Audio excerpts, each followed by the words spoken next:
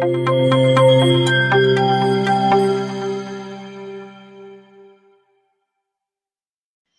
సమయంలో ప్రభువు మన కొరకు ఉద్దేశించిన వాక్య ధ్యానాంశము మత్తయి సువార్త 12వ అధ్యాయము 43 నుండి 45 వరకు. అపవిత్రాత్మ ఒక మనుష్యుని వదిలిపోయిన తరువాత అది విశ్రాంతి వెదుకుచు నీరు లేని చోట్ల తిరుగుచుండును. విశ్రాంతి దొరకనందున నేను వదిలి వచ్చిన నా ఇంటికి తిరిగి వెళ్ళుదును అనుకుని వచ్చి ఆ ఇంట ఎవరునూ లేక అది ఊడ్చి అమర్చిండుట చూచి వెళ్ళి తనకంటే చెడ్డవైన మరి 7 దయ్యాలను వెంటబెట్టుకొని వచ్చును. అవి దానిలో ప్రవేశించి అక్కడనే కాపురముండును. అందుచేత ఆ మనుష్యుని కడపటి స్థితి మొదటి స్థితి కంటే చెడ్డదగును. అలాగే ఈ దుష్ట తరము వారికి సంభవించుననెను. తలలు వంచండమ్మా. మహాపరిశుద్ధుడైన దేవా, గొప్ప తండ్రి, ఘనమైన తండ్రి, మీ పరిశుద్ధ ఘననామానికి నాయన స్తోత్రాలు, స్తుతులు, వందనాలు చెల్లిస్తున్నాం. వాక్యముగా దిగి వచ్చిన యేసయ్య, మమ్మను ఖండించి గద్దించి సంధించి సరిచేయడానికి దిగి వచ్చిన యేసయ్య, నీ రక్తములో కడగబడినటువంటి మేము ప్రభువా, రక్షింపబడినటువంటి మేము, విమోచింపబడి విడుదల పొందినటువంటి మేము, మా జీవిత కాలమంతయు విడుదలలో ఉండు నిమిత్తము, మా జీవిత కాలమంతయు మా రక్షణ వస్త్రాన్ని కాపాడుకుని నిమిత్తం మీరు మాతో వాక్యమై మాట్లాడుతున్న విధానాన్ని బట్టి వందనాలు. వాక్య రూపములో మీరు మాతో ఉన్నారు, మాలో ఉన్నారు, మమ్మల్ని సంధిస్తున్నారు నాయన. నీ వాక్యమే మమ్మల్ని బ్రతికిస్తుందని, ఆ నిత్య మహిమలో బ్రతకడానికి కారణమవుతుందని ఎరిగిన వారమై ఈ సమయంలో నాకు మాకు కూడా ఈ ఉపదేశాన్ని అనుగ్రహిస్తున్నందుకు కృతజ్ఞతా స్తోత్రములు తండ్రి. ఎవ్వరూ కూడా ప్రభువా గ్రహించలేని అనుభవాల్లో ఉండకూడదని మా ప్రార్థన. ప్రతి ఒక్క హృదయంలోనికి దూసుకుపోవడానికి మీ కృప మాకు ఇవ్వండి. నేను ఒట్టిదాన్నని నేను ఎరుగుదును, నాలో ఉన్న నీవు శక్తివంతుడు అని నేను ఎరుగుదును తండ్రి. నీ మాట నా నోట గుండా విడుదల చేయి ప్రభువా. నా మాట ఏది నా నోట గుండా విడుదల కాకుండాను గాక అని ప్రకటిస్తున్నాను. మీ ఆత్మ స్వాధీనమందు మాత్రమే నేనుందును గాక. ప్రతి ఒక్కరూ చక్కగా అర్థం చేసుకోవడానికి సహాయం చేయమని యేసు అతి పరిశుద్ధ నామమును అడిగి వేడుకొని పొందుకొని నాము పరమ తండ్రి, ఆమేన్. ఈ సమయంలో అపవిత్రాత్మ ఒక మనుష్యుని వదిలి వెళ్ళిపోయిందంట. ఆ అపవిత్రాత్మ వదిలి వెళ్ళిపోయిన తర్వాత దాని పని ఏంటి? సాతానుగడి పని ఏంటంటే అటు ఇటు తిరుగులాడడం. సాతానుగడి అనుచరులు కదండి ఇవి. గురువు గారు ఏ పని చేస్తే శిష్యులు కూడా ఆ పనే చెయ్యాలి. అందుకని ఇవి కూడా అటు ఇటు తిరుగుతూ ఉంటాయి. ఎందుకు తిరుగుతాయంటే ఎవరిలోనికి వెళదామా, ఎవరిని బాధ పెడదామా, నాశనం చేద్దామా అని తిరుగుతూ ఉంటాయి. ఇక్కడ మొట్టమొదటిగా మనం అపవిత్ర ఆత్మల గురించి తెలుసుకుందాం. ఈ రోజంతా ఈ వాక్యం అయిపోవాలి. సాధ్యమైనంత మట్టుకు ఇదంతా చెప్పడానికి నేను ప్రయత్నిస్తాను. మీరు కూడా 2 చెవులు ఇక్కడ పెట్టి ఉన్నాయా? ఓకే, చక్కగా వినాలి. చెవులు లేవనట్లే. యేసుక్రీస్తు ప్రభు వారు చెవి గలవాడు వినుగాక అంటే యేసుప్రభుకి చెవులు లేవని అర్థమా? యేసుప్రభు చెవులు లేవని అనుకుంటున్నారా? కాదు కదా. వినగలిగేటువంటి చెవి ఉండాలి మనకి, గ్రహించగలిగేటువంటి హృదయం ఉండాలి. ఇక్కడ అపవిత్రాత్మలు అంటే ఏంటంటే దయ్యపు ఆత్మలు. వాళ్ళని దెయ్యాలు అనొచ్చు, అపవిత్రాత్మలు అనొచ్చు, దురాత్మలు అనొచ్చు. దీని కొరకు వ్యాఖ్యానాలు ఎవరు చేసినా వినకండి, అన్నీ ఒకటే. దురాత్మలన్నా అంటే మర్మాలు చెప్పేస్తాం మీకు అంటారు మళ్ళీ. దురాత్మ, ఇక్కడ అపవిత్రాత్మ. నేను చదివాను ఇదంతా. దురాత్మల ప్లేసులో అపవిత్రాత్మలు పెట్టారు, దెయ్యాలు పెట్టారు దేవుడు. అంటే ఏంటి? దురాత్మలన్నా, అపవిత్రాత్మలన్నా, దెయ్యాలైనా, చెడ్డ ఆత్మలన్నా అన్నీ ఒక్కటే. ఇవి సాతాను అనుచరులు. పౌలయ్య గారు ఆత్మావేశంతో మాట్లాడుతూ, మీరు పోరాడున్నది శరీరులతో కాదు కానీ ప్రధానులతోనూ అధికారులతోనూ ప్రస్తుత అంధకార సంబంధమగు లోకనాథులతోనూ ఆకాశ మండలమందున్న దురాత్మల సమూహాలతోనూ అని తెలియపరిచారు. అంటే ఆకాశ మండలమందున్న దురాత్మల సమూహాలు అంటే 1 కాదు 2 కాదు, కోకొల్లలు అన్నమాట. ఇవి ఏం చేస్తాయంటే ఈ అపవిత్రాత్మలు లేదా దెయ్యాలు, ఈ దురాత్మలు మనుష్యులను పడతాయి. ఇవి మామూలుగా లేవంట. ఎలా ఉన్నాయి? సమూహాలుగా ఉన్నాయి.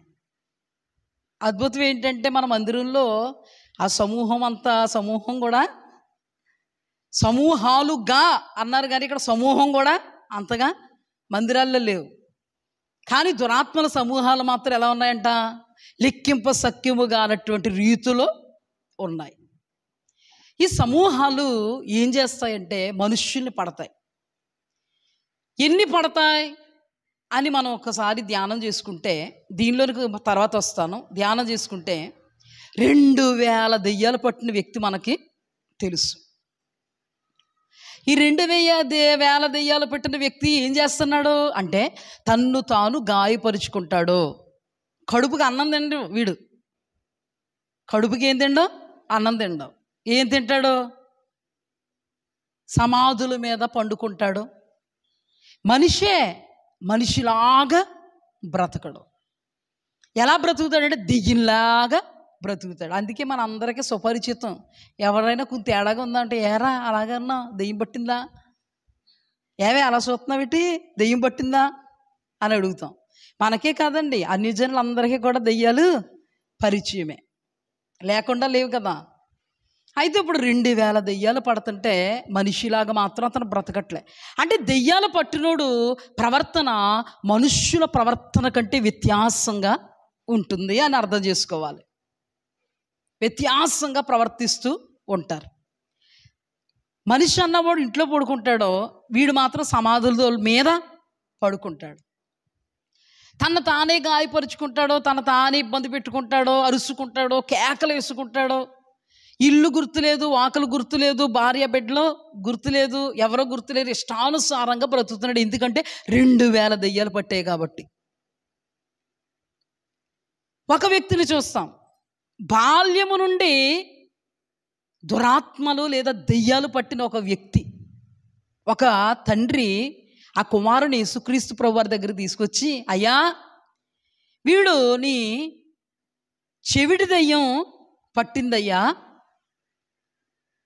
వీడు ఆ దెయ్యం పట్టినప్పుడల్లా మూర్ఛరాగా వచ్చి కొట్టుకుంటూ, నిప్పులుంటే నిప్పుల్లో పడిపోతున్నాడు, నీళ్లుంటే నీళ్ళలో పడిపోతున్నాడయ్యా, మీ వలన ఏమన్నా అవుద్దయ్యా అంటే దేవుడు ఏమన్నాడు? మోగవైన చెవిటి దయ్యమా ఈ మనుష్యుని వదిలి పొమ్మని ఆజ్ఞాపించి గద్దించగానే వెళ్ళిపోయాడు. అంటే ఇక్కడ మనం చూస్తున్నాం, ఈ దెయ్యాలు ఏం చేస్తాయంటే రోగాలు పుట్టిస్తాయి. ఈ దెయ్యాలు విపరీతంగా మనుషుల్ని నడిపిస్తాయి. అగ్గుంటే మళ్ళంటోళ్ళు అయ్యో అగ్గుంది కాలిపోతామేమో దూరం నుంచి వెళ్తాం.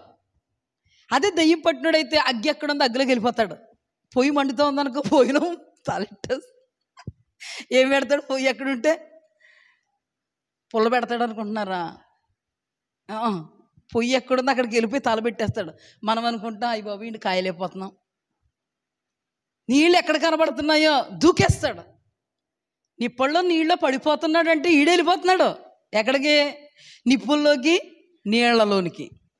అంటే ఈ దురాత్మలు ఏం చేస్తాయంటే అనారోగ్యాలు కలిగిస్తాయి, మనుష్యుల్లాగా ప్రవర్తింపచేయు, విపరీతంగా నడిపిస్తూ ఉంటాయి.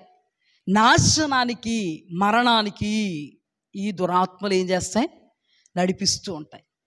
బలహీనపరచు ఆత్మలు ఉంటాయి. బలహీనపరచు ఆత్మలు, మనం బలహీనపరచు ఆత్మలను చూడాలంటే యేసుక్రీస్తు ప్రభువారు తమ సేవా జీవితంలో 18 సంవత్సరాలుగా నడుమొంగిపోయినటువంటి ఒక తల్లి, దేవుని బిడ్డే, దేవునికి సంబంధించిందే, మందిర ఆవరణంలో ఉన్న వ్యక్తే. ఒకరోజు యేసుప్రభు వారు వచ్చినప్పుడు ఈమె ఒంగుని గూనిలాగా ఒంగునుందామె. అప్పుడు యేసుక్రీస్తు ప్రభు వారు బలహీనపరుస్తున్న ఆత్మ ఈమెను వదిలిపో అనగానే ఆమె చక్కగా లేచి నిలబడింది. హల్లెలూయా. ఇవన్నీ సువార్తల్లో ఉన్నాయి. ఇవన్నీ ఎక్కడున్నాయి? సువార్తల్లో ఉన్నాయి. అంటే బలహీనపరుచు ఆత్మలు ఉంటాయి, మనిషిలాగా ప్రవర్తింపచేయనటువంటి ఆత్మలు ఉంటాయి. మనుష్యులు విలువలు మరిచిపోయి దెయ్యలాగా ప్రవర్తించేలాగా దయ్యాలు చేస్తాయి. అలాగే నాశనం చేస్తాయి, మరణానికి అప్పగిస్తాయి, భయంకరమైన రోగాలు పుట్టిస్తాయి, వ్యాధులు పుట్టిస్తాయి, జగడాలు పుట్టిస్తాయి, అన్నదమ్ముల మధ్య, అక్క చెల్లెళ్ళ మధ్య, ఇరుగు పొరుగు మధ్య జగడాలు పుట్టిస్తాయి. ఇలా దయ్యాలు చేసే పని ఒకటి కాదు, రెండు కాదు, చాలా పనులు చేస్తాయి. అవసరమైతే దేవుడు చేయమన్న పనులు దేవుని బిడ్డలు దైవ సేవకులు చేయరేమో కానీ సైతానుగాడు చేయమన్న పనులు తోచ తప్పకుండా సైతానుగాడు అనుచరులు మాత్రం చాలా బాగా చేస్తారు. మరి మనకంటే బెటర్ కదా, చాలా బాగా చేస్తాయి. ఏ పని చెప్తే ఆ పని శిరస్సా వహించి, అయ్యగారండి ఎక్కడికి, సైతానుగాడి పెద్ద సైతానుగాడి దగ్గరికి వెళ్ళి బాస్ అయిపోయింది పని అంటే ఇప్పుడు చూడండి, అపవిత్రాత్మల పని, దురాత్మల పని ఏంటంటే సైతానుగాడు ఏం చెప్పితే అది చేస్తాయి. ఇప్పుడు మన పని ఏంటంటే దేవుడు ఏం చెప్తే అది చెయ్యాల్సిన పని మనది. కానీ అద్భుతం ఏంటంటే ఈ రోజున క్రైస్తవ సమాజంలో, సార్వత్రిక సంఘంలో దేవుడు చెప్పుతున్నది చెయ్యకపోవడమే శోచనీయం, దుఃఖకరమైనటువంటి సంగతి, బాధాకరమైనటువంటి విషయం. సాతాను దూతలకు చెప్తున్నటువంటి పనులు చేస్తూ సాతాను సామ్రాజ్యాన్ని కట్టుకుంటున్నారు. కానీ దేవుని బిడ్డలు దేవుని చెప్పిన మాటలకు లోబడక దేవుని రాజ్యాన్ని కట్టలేకపోతూ ఉన్నారు. ఇప్పుడు సైతానుగాడి పాత్ర, సైతాను అనుచరులు అనబడే దురాత్మల పాత్ర, అంధకార సంబంధమగు ఈ లోకనాథుల యొక్క పాత్ర మనుష్యుల్లో ఏంటంటే దేవుని వాక్యం తెలియపరుస్తుంది, ఈ యుగ సంబంధమైన దేవత అవిశ్వాసుల మనోనేత్రాలకు గురిడితనాన్ని కలిగజేస్తాయి. ఈ యుగానికి సంబంధించినటువంటి దేవతలు, అవునా? ఇవి ఏం చేస్తాయంటే యేసు క్రీస్తు ప్రభు వారి దగ్గరికి రాకుండా, వెలిగింపబడకుండా ఈ యుగ సంబంధమైన దేవత మనుష్యులకు అంధత్వాన్ని కలుగు చేస్తాయి. సైతానుగాడి అనుచరులు పని అన్నమాట ఇది. జాగ్రత్తగా గమనించండి. సక్సెస్ అవుతున్నాయి. రెండోది, మనుష్యుల్లో రోగాలు పుట్టిస్తున్నాయి. మనుష్యులా ప్రవర్తించడానికి వీలు లేకుండా దెయ్యాల లాగా ప్రవర్తించేలాగా చేస్తున్నాయి, బలహీనపరుస్తున్నాయి, నాశనానికి నడిపిస్తున్నాయి. ఇంకా చాలా చెప్పుకుంటూ పోతే తరగదనమాట. అన్ని పరిస్థితులు దయ్యాల వలన కలుగుతున్నాయి. ఇప్పుడు అద్భుతమైనటువంటి ధ్యానం ఏంటంటే, మందిరములకు వస్తున్నటువంటి దేవుని బిడ్డలలో దెయ్యాలు ఉంటాయా అని అద్భుతమైనటువంటి ధ్యానాన్ని మనం ధ్యానం చేసుకుందాం. దెయ్యాల పని మందిరమునకు బయటేనా, మందిరానికి లోపల కూడానా? కరెక్ట్గా చెప్పేయండి, ఒక్క మాట ధ్యానం చేసుకుందాం. మందిరం బయటే దెయ్యాలు పనిచేస్తాయా? మందిరం లోపల విశ్వాసుల్లో, దైవ సేవకుల్లో దయ్యాలు పనిచేయవా? చెప్పనా? దయ్యాలు అందరిలోనూ పనిచేస్తాయి.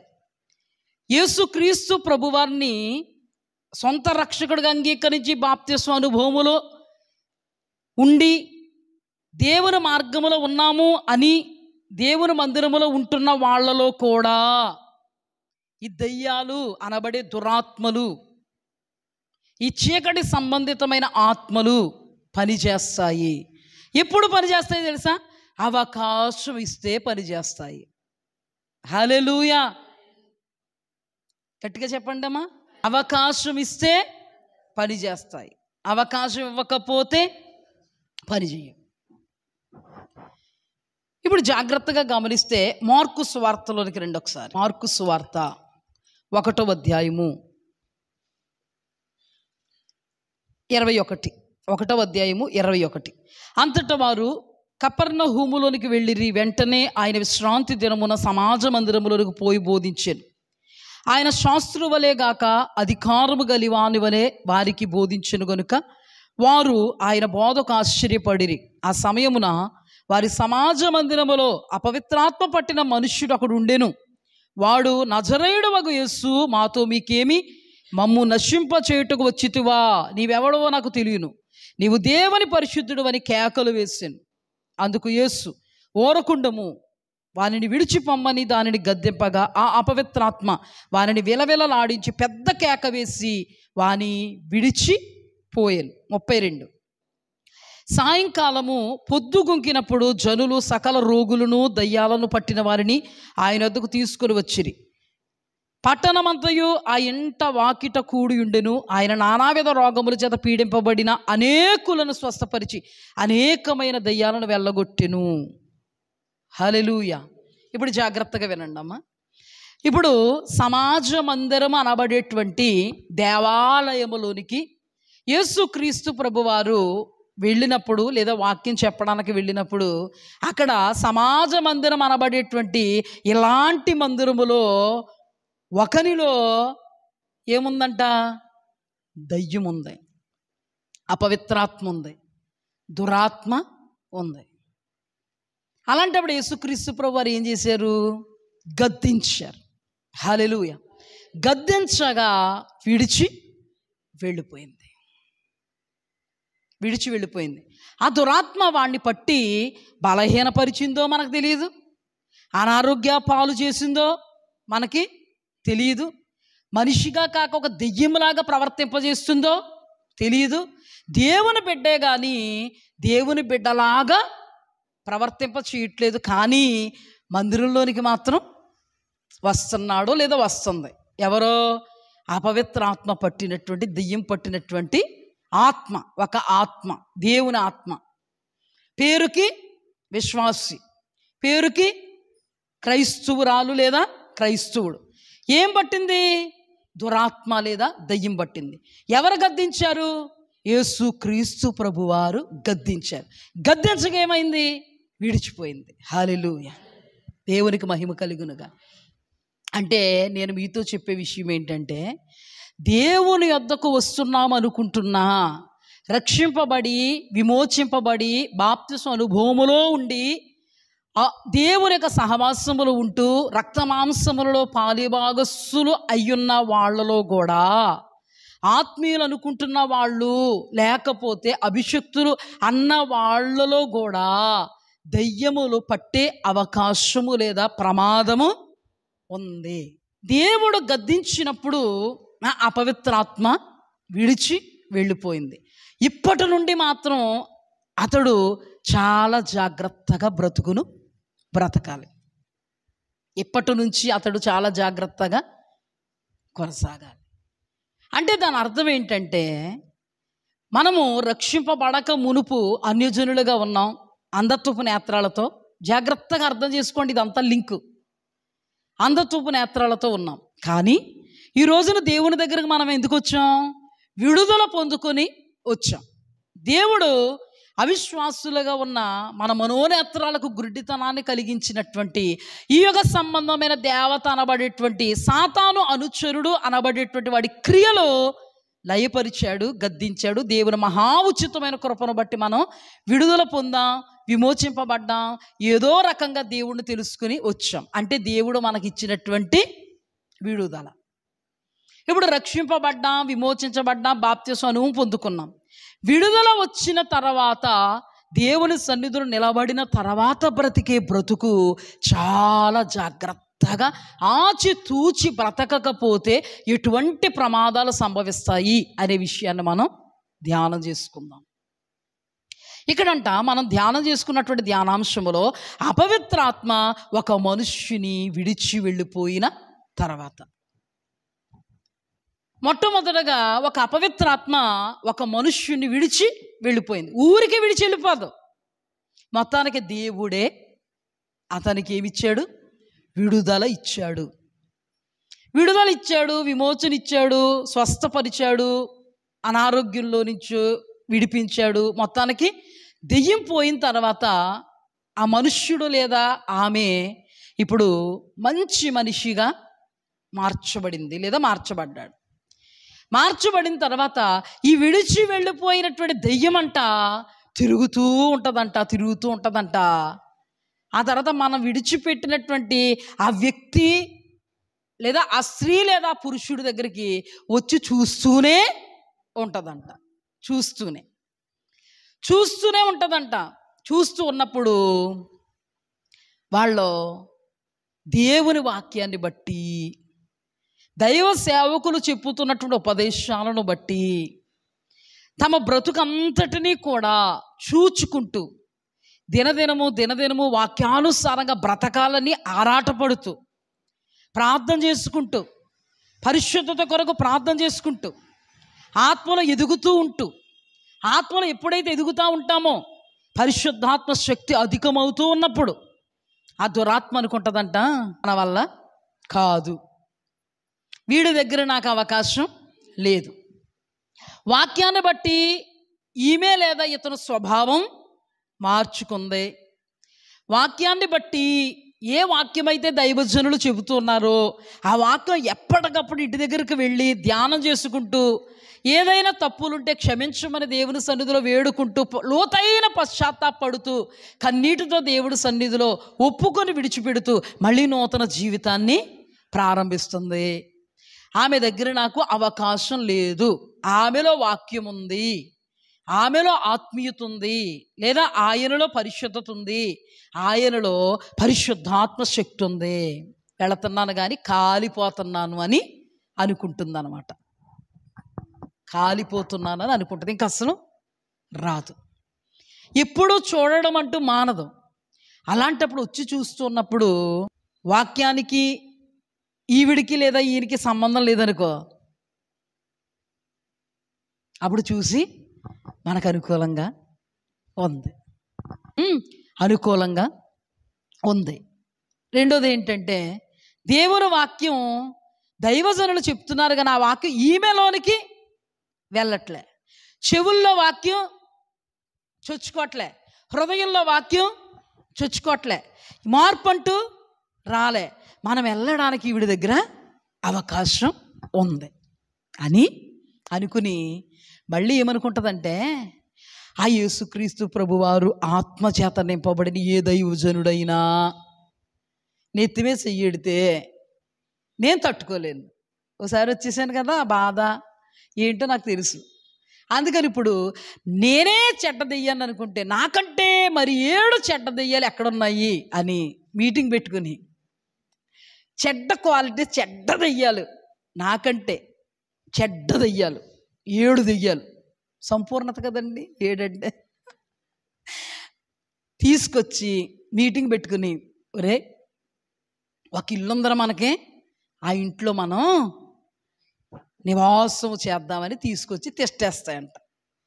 టెస్ట్ వేసినప్పుడు మనోడు మొదటి స్థితి కంటే కడపడి స్థితి చెడ్డదైపోద్దంట. చివరికి వాడు దుష్టతరంగా, అలాంటోడు హెచ్చరికగా మిగిలిపోతాడంట. వాడు అంతము లేదా నాశనము, నిత్య నరకమేనంట. అందుకే దేవుడి దగ్గరికి వస్తున్నప్పుడు దేవుడు చెవి గలవాడు వినుగాక అంటాడు. దేవుని వాక్యం వస్తున్నప్పుడు బ్రతుకు మార్చుకోవాలని ప్రభు మాట్లాడుతున్నప్పుడు వెంటనే బ్రతుకు మార్చేసుకోవాలి. లేకపోతే మనల్ని విడిచిపోయినటువంటి దెయ్యం మనల్ని భూతద్దంలో నుంచి చూస్తూనే ఉంటుంది. ఆవిడ ఇంకా మరి 7 చెడ్డ దెయ్యాలని తీసుకొస్తూ ఉంటుంది. అద్భుతమైనటువంటి సాదృశ్యాన్ని మనం ఈ సమయంలో ధ్యానం చేసుకుందాం. ఒక కథలాగా చెప్తాను, జాగ్రత్తగా వినండి. ఒక కథలా చెప్తాను. అపవిత్రాత్మ పట్టి విడుదల పొందినవాడు వెలిగింపబడినవాడు. హల్లెలూయా. స్టార్టింగ్ అన్నమాట, మధ్యలో అది కాదు, స్టార్టింగ్ విడుదల పొందినవాడు. నిజానికి చెప్పాలంటే ప్రతి మనుష్యుడు కూడా అపవాది కబంధ హస్తాల్లో బంధింపబడిన వాడే. ఈ రోజున మనం దేవుని మందిరంలోకి వచ్చామంటే మనము విడుదల పొందిన వాళ్ళం. హల్లెలూయా. అంటే దాని అర్థం ఏంటంటే మనము వెలిగింపబడినటువంటి అనుభవంలో ఉన్నవాళ్ళం, వెలిగింపబడిన అనుభవంలో ఉన్నవాళ్ళం. ఇప్పుడు వెలిగింపబడిన అనుభవంలో ఉన్నటువంటి ఒక వ్యక్తి యొక్క జీవితాన్ని మనం ధ్యానం చేసుకుందాం. వెలిగింపబడినటువంటి అనుభవంలో ఉన్న వ్యక్తి, దేవునికి అంగీకారంగా ఉన్నటువంటి వ్యక్తి, దేవుని కనుసైగలలో ఉన్నటువంటి వ్యక్తి, దేవుని చేత ఇష్టపడబడగలిగేటువంటి వ్యక్తి, దేవుని ఇష్టపడినటువంటి వ్యక్తి, దేవుడు చేత అంగీకరింపబడిన వ్యక్తి, దేవుడు అంగీకరించిన వ్యక్తి, దేవుడు వలన అంగీకరింపబడిన వ్యక్తి సౌలు. జాగ్రత్తగా వినండి. సౌలు, నీకు నాకు కూడా అటువంటి భక్తి ఉందో లేదో నాకు తెలియదు, కానీ సౌలు మాత్రం అద్భుతమైనటువంటి భక్తి భావాలు, శ్రద్ధాశక్తులు దేవుని మీద నిలిపినటువంటి అద్భుతమైనటువంటి వ్యక్తి. జాగ్రత్తగా వినండి, అన్ని కోణాలు ఒకటి కాదు. సౌలు మాకు పరిచయమేనండి, మాకు తెలుసండి బాబు, ఎన్నిసార్లు చెప్తారు అనుకోవడానికి కాదు. అర్థమైందండి? జాగ్రత్తగా వినండి.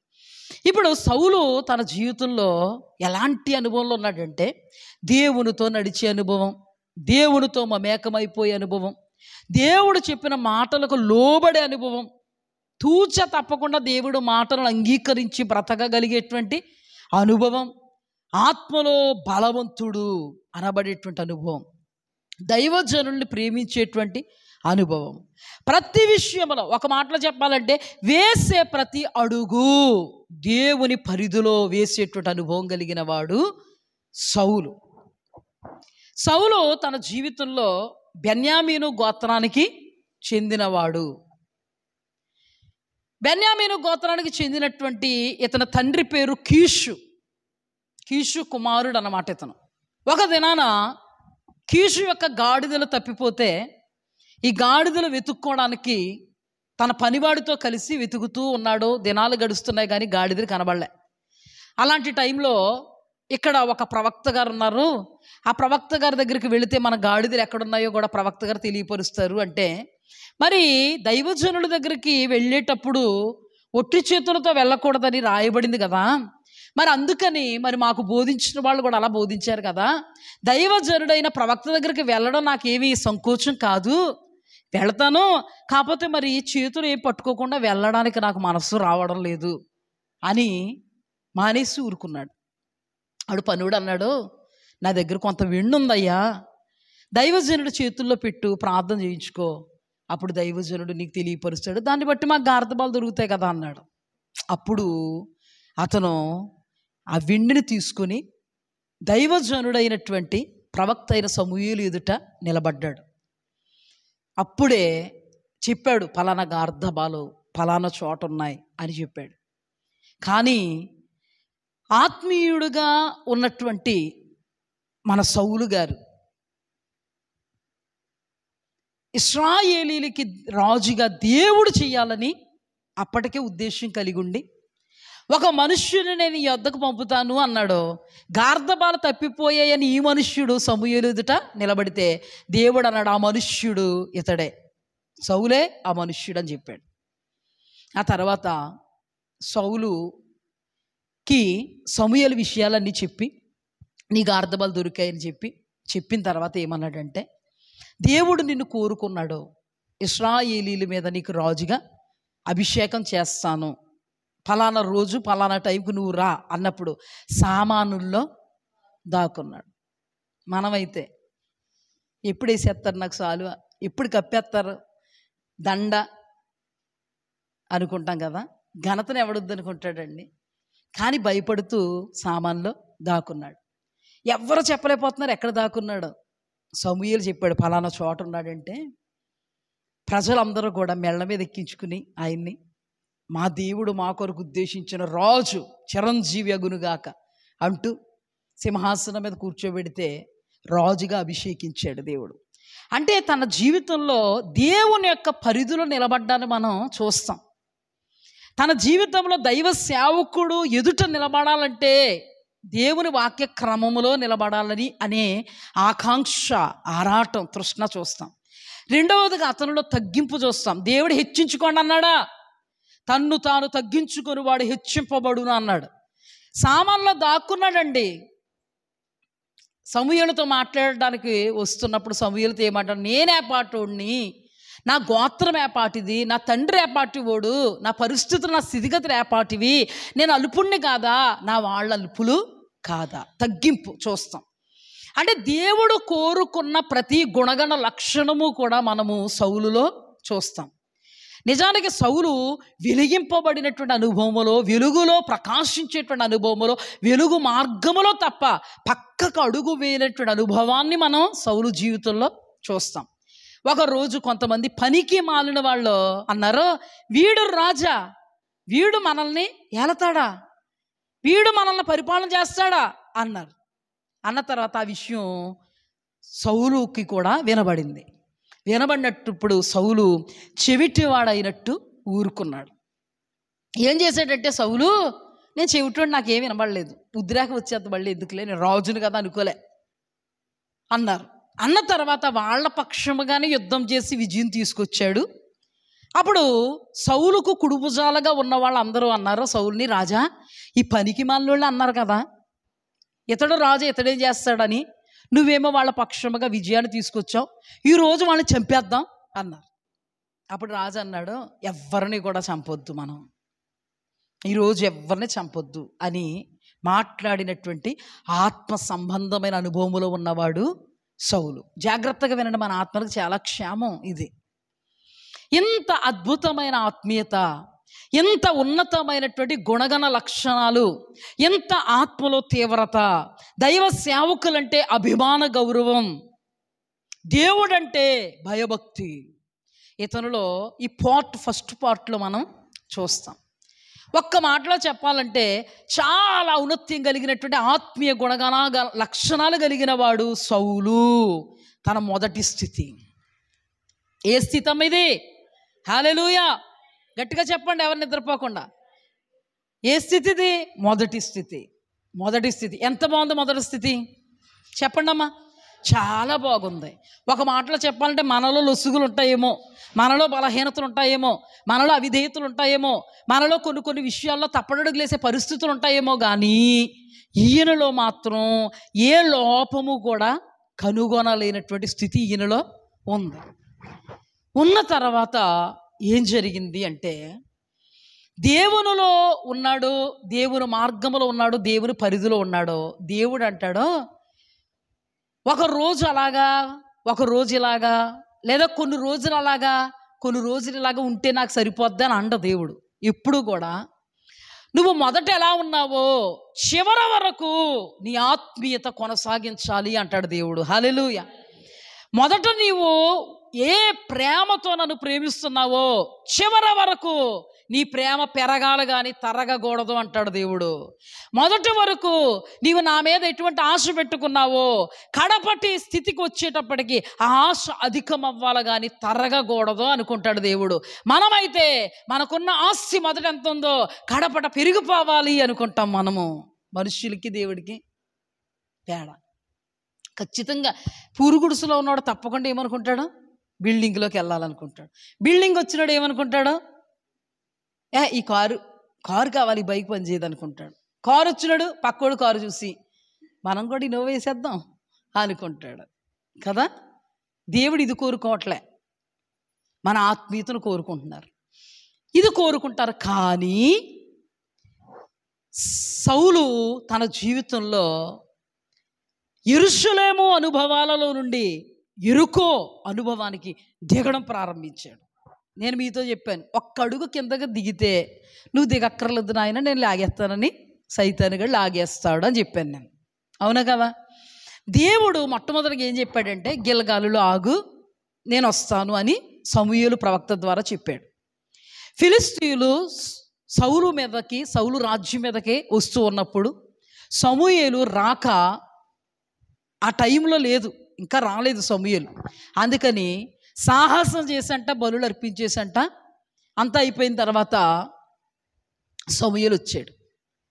సమూయేలు వచ్చి నిలబడేటప్పటికి సాహసం చేసి నేను బలులు అర్పించేశాను అన్నాడు. ఒక్క మాట చెప్తాను, జాగ్రత్తగా వినండి, జాగ్రత్తగా. ఫిలిష్తీయుల మీదకి వచ్చేస్తున్నారు అని అనుకుంటున్నాడు.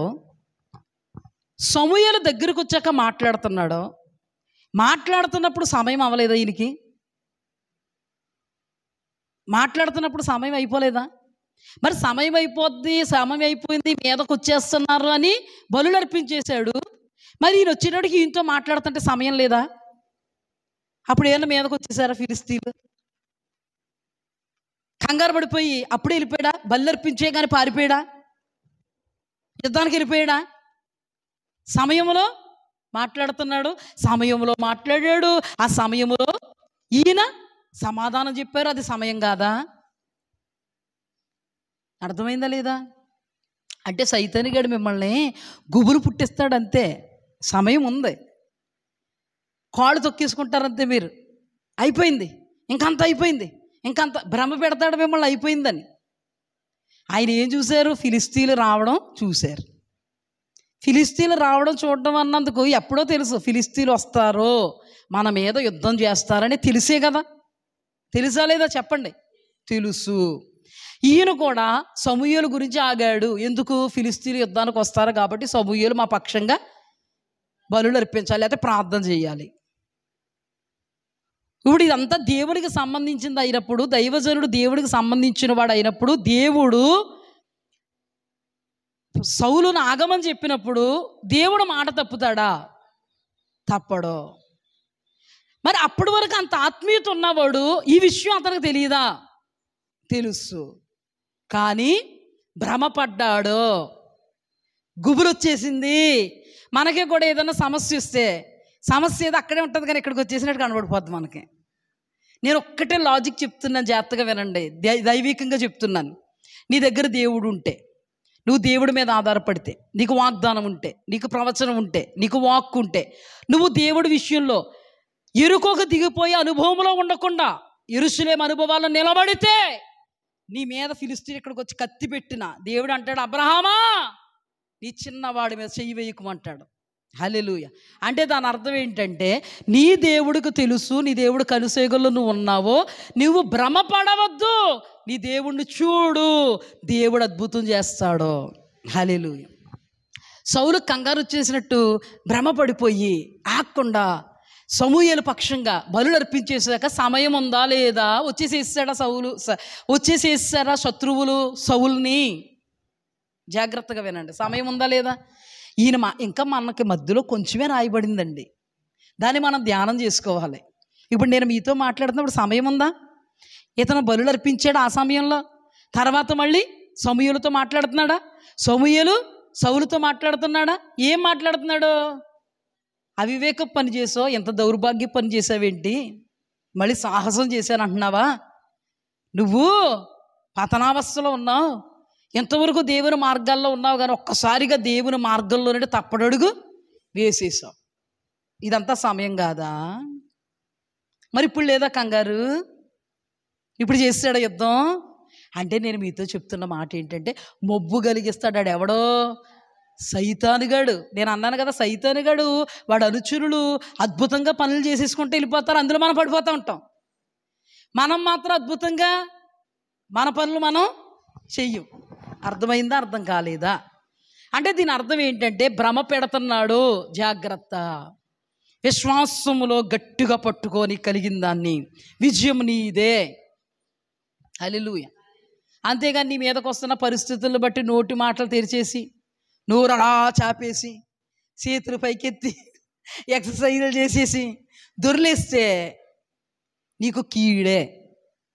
దేవుని కృపను కోల్పోవడమే, దేవుని వాగ్దానాలన్నీ ఆవిరే ఎగిరిపోవడమే, దేవుని ప్రవచనాలన్నీ నువ్వే పొయ్యిలో పారబోసి బొగ్గులు చేసేయడమే.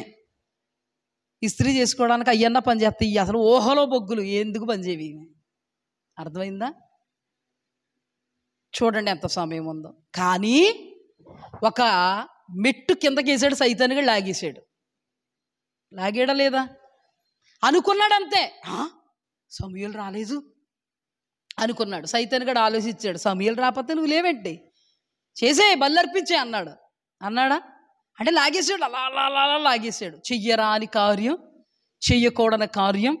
దేవుడు అంటే భయము భక్తి, అందులో ఎన్ని ఉన్నాయంటే, దేవుడు అంటే భయభక్తి లేదు, దేవుని పరిధిలో లేడు, దైవజనుడు మాట అంటే గౌరవం లేదు, దైవజనుడు చేసే పని కూడా నేను వస్తాదుని అని తినే చేసేసినట్టుగా ఉంది. చివరికి నువ్వు చేసినది తప్పు, నువ్వు చేసింది పొరపాటు, దేవుడు కనికరించి నిన్ను రాజుగా చేశాడు, ఇప్పుడే నీ రాజ్యాన్ని నీ చేతిలో నుండి తీసేశాడు అనే ఒక కీడుకరమైనటువంటి సంఘటన అతని యొద్దకు దిగి వచ్చింది. అంటే దీని అర్థం ఏంటంటే, అతడు తప్పు చేసినప్పుడు దేవుడు దైవజనుడితో వాక్యము ద్వారా మాట్లాడాడు. ఈరోజు నువ్వు కూడా తప్పు చేస్తూ ఉన్నప్పుడు, ఉపదేశం దగ్గర నువ్వు వస్తూ ఉన్నప్పుడు దేవుడు నీతో మాట్లాడుతున్నాడు. ఏమనంటే, నీవు చేసింది తప్పు, నీవు చేసింది పొరపాటు, నీవు చేసింది వాక్యములకు విరోధము, నీవు చేసింది మంచిది కాదు, ఇది దేవుని వాక్య పరిధిలో నుండి నిన్ను లాగేసింది, సాతానుడిగాడు ఉచ్చులో నువ్వు పడిపోయావు అన్నప్పుడు లోతైన పశ్చాత్తాపం ఎప్పుడైతే నువ్వు పడతావో నీవు బ్రతికినట్టు. అంతేకాకుండా పాస్టర్ గారికి మా గురించి తెలుసు కాబట్టి మమ్మల్ని టార్గెట్ చేశారంటే నీవు ఆత్మలో చచ్చినట్టు. ఇక్కడ సౌలు తన జీవితంలో బ్రతికే ప్రయత్నం చేయడం లేదు. నిద్రపోకుండా అందుకే ఇలా చెప్తున్నాను, బ్రతికే ప్రయత్నము చేయలేదు. బ్రతికే ప్రయత్నం అంటే ఏంటి?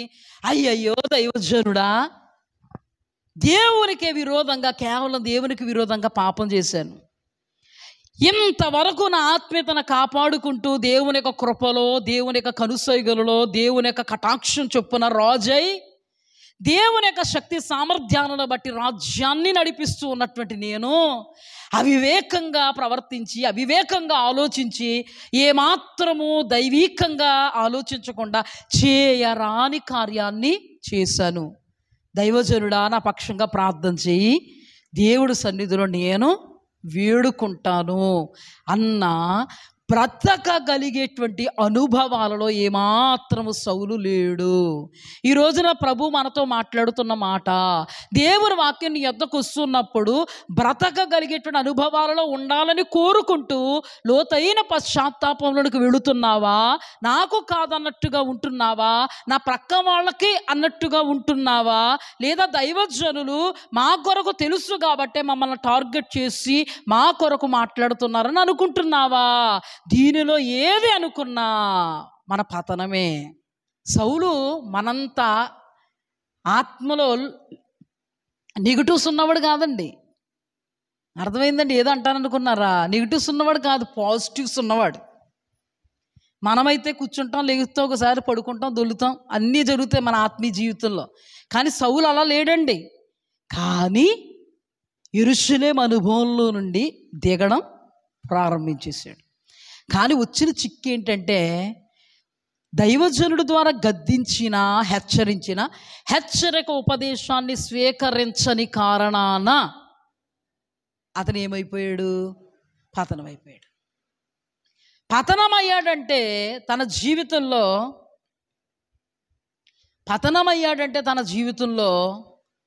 లేచే ప్రయత్నం చేయట్లేదు, అందుకే పతనం అయ్యాడు.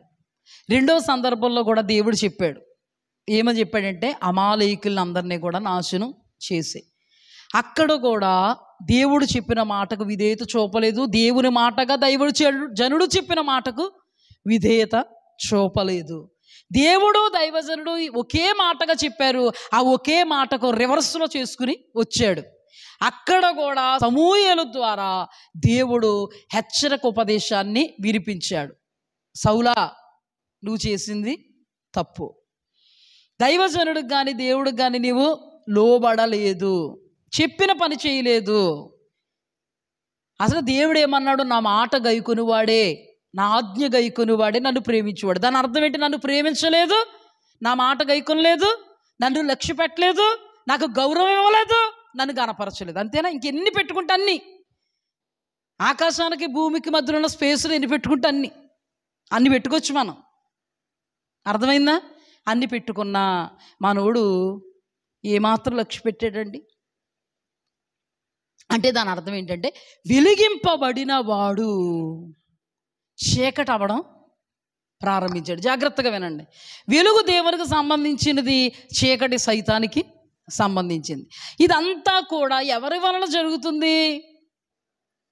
దేవుడు ఎప్పుడు కూడా దేవుని పరిధిలో నిలబడాలనుకుంటాడో, వీడేమో సౌలేమో దేవుని పరిధిలో నుండి ఇంకా దేవుడు అనుకున్నాడు, నాకు సంబంధించిన వాడిగా లేవు, నీవన్ని విషయాల్లో కూడా సాతానికి సంబంధించిన వాడిగానే ఉన్నావు కాబట్టి ఇంకా నిన్ను సాతానుగాడికే నేను అప్పచెప్పేస్తాను. ఎందుకు? నీకు అవకాశం ఇచ్చాను కానీ సౌలా, అవకాశాన్ని నీవు సద్వినియోగపరుచుకోలేదు గనుక నీవింక నాలోనికి రావడం లేదు, నీవింక నా పరిధిలో ఉండడం లేదు, నీవు వాడి పరిధిలోనే ఉన్నావు కనుక నేను వాడికి అప్పగిస్తున్నానని సౌలు కొరకు సుస్పష్టంగా వ్రాయించాడు. ఈ దినాన క్రైస్తవుల కొరకు వ్రాయించలేదు. అదే ఇతనికి మనకున్న తేడా. అంటే దీన్ని బట్టి మనం ఏం గ్రహించాలంటే, మనము తప్పిదములు చేస్తున్నా, వెలిగింపబడిన అనుభవములో నుండి చీకటి వైపుకు చూస్తున్నా, చీకటి క్రియలు చేస్తున్నా, పతనావస్థకు దిగిపోతున్నా, దైవజనుడు చెప్తున్న వాక్యానికి లోబడకపోతున్నా, దేవునిని గౌరవించకపోతున్నా, మన స్థితి అదృశ్య లోకములో జరుగుతున్నటువంటి కార్యం ఏంటంటే, దేవుడు వారిని దురాత్మకు అప్పగిస్తారు. అందుకే ఈ దురాత్మను పట్టిన మారరు. జాగ్రత్త వినండి. దురాత్మకు అప్పగించేస్తాడు, భ్రష్ట ఆత్మకు అప్పగించేస్తాడు. అందుకనే రోమీలకు రాసిన పత్రిక ఒక్కసారి రండమ్మా. రోమీలకు రాసిన పత్రిక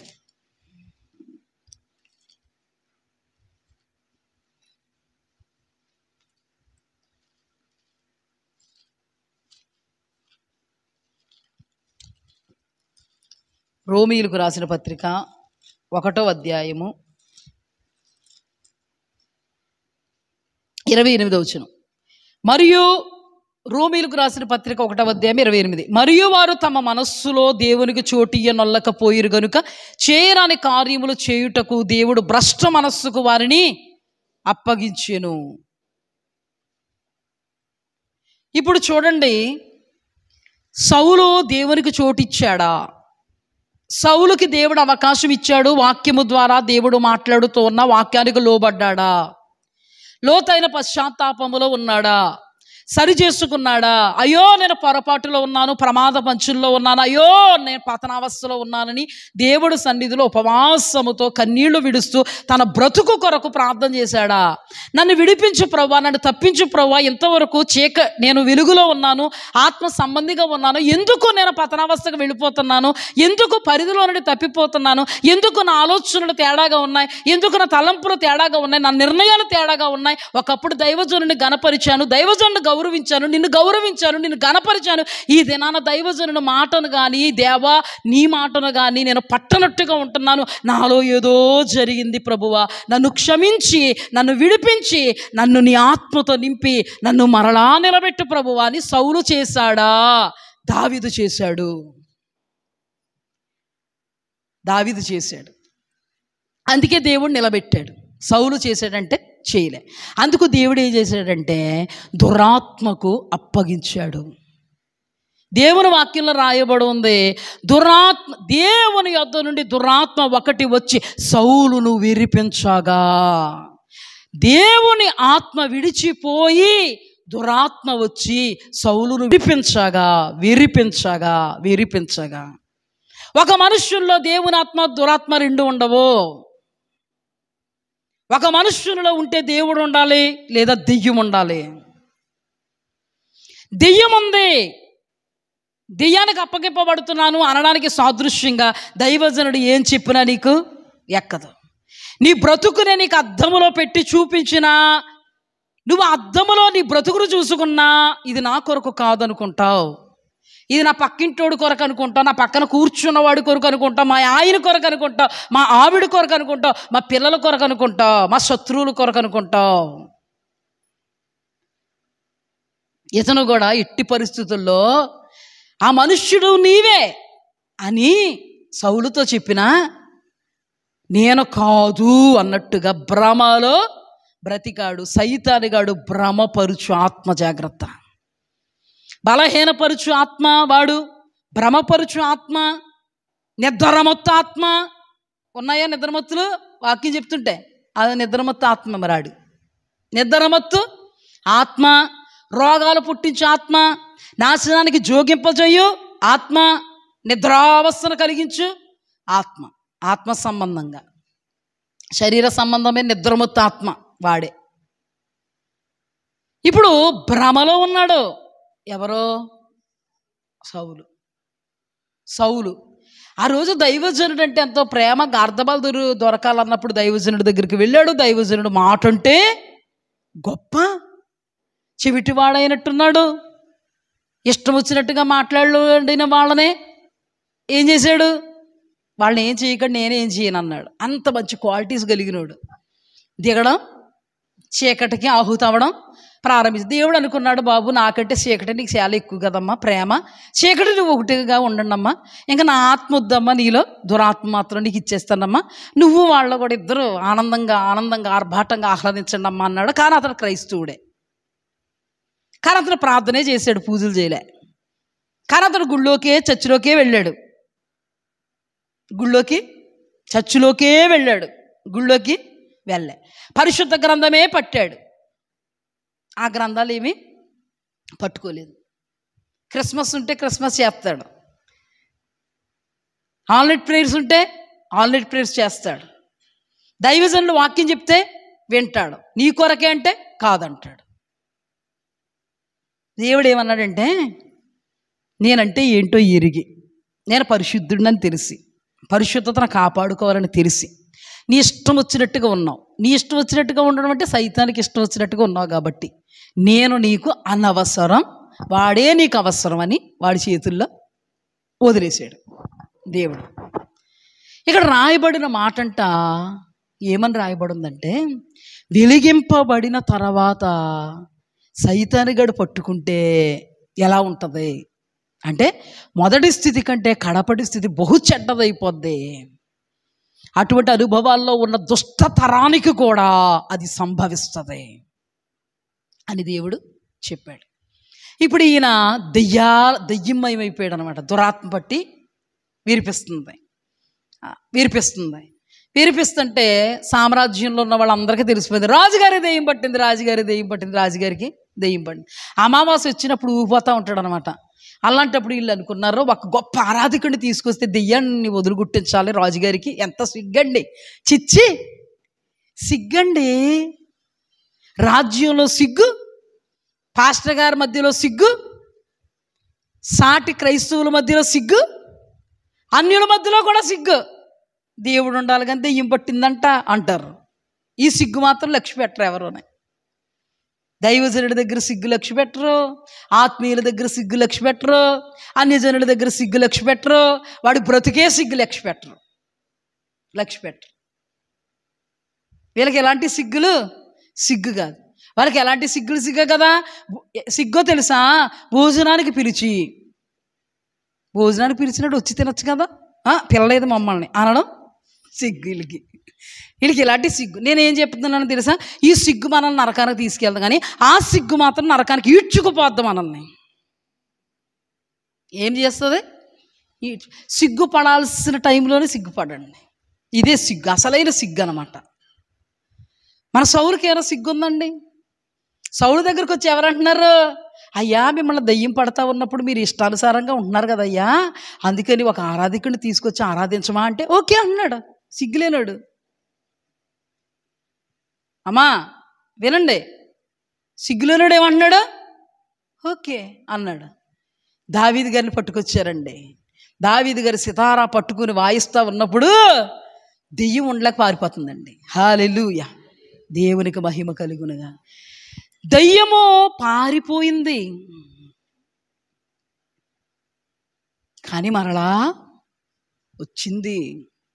ఎందుకు వస్తుందో దెయ్యం?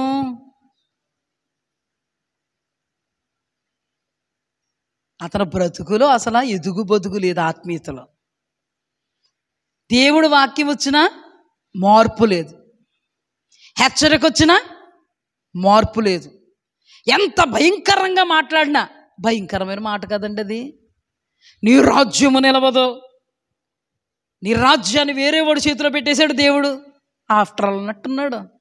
ఈ రోజుల్లో కూడా దైవ సేవకులు గొంతు చించుకుని మాట్లాడుతున్నా, కడుపు చించుకుని మాట్లాడుతున్నా, దేవుడు భయంకరంగా మాట్లాడుతున్నా, అగ్నికి ఆహుతైపోతారు జాగ్రత్త, రెండవ మరణం అనబడే నిత్య నరకాగ్ని పాలైపోతారు జాగ్రత్త అని మాట్లాడుతున్నా. సౌల్లాగే ఎలా ఉంటున్నారా? ఎదుగు బొదుగు ఉండట్లేదు, మార్పులు చేర్పులు ఉండట్లేదు. మార్పులు చేర్పులు అంటే తెలుసా, మారాలి, సరి చేసుకోవాలి, చిక్కుకోవాలి, మలుచుకోవాలి. ఇవేమి ఎక్కడ వేసిన గొంగలి అక్కడే. మరి సౌలుకి ఏమైందో చూద్దాం ఒకసారి.